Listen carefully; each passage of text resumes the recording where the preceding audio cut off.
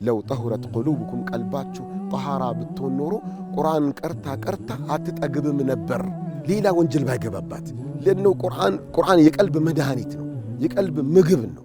በቃ ቁርአንን ካገኘች ምን ቀርባት? በሁሉ ነገር ይሳካላታል። የቀልብ መድኃኒቷ ቁርአን ነው። የቀልብ መበላሸት ነው ቁርአንን እንዳንቀራ ችላ እንድንል የሚያደርገን።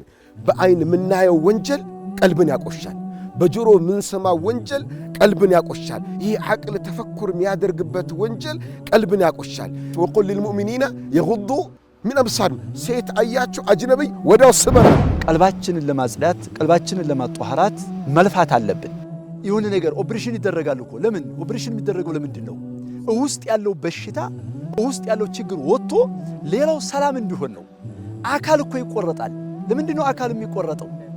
እንዳይበክል ሌላውን ነው፣ ወደ ሌላ እንዳይረማመድ ነው። ስለዚህ ቁርአን መድኃኒት ነው። ሐቂቃ መድኃኒቱ ቁርአን ነው፣ ሌላ መድኃኒት የለም። ፍቱን የሆነ ለልብ እሷኑ ለማከም የወረደ ቁርአን ነው። ሁሉም ዚክሮች በውስጡ የሚጠቃለሉበት ቁርአን ነው። ፈሊዳሊክ ልባችን እንዲድን ወደሱ እንድንመለስ ትክክለኛ መንገዳችንን እንድናውቅ ወደ ቁርአን እንመለስ ነው።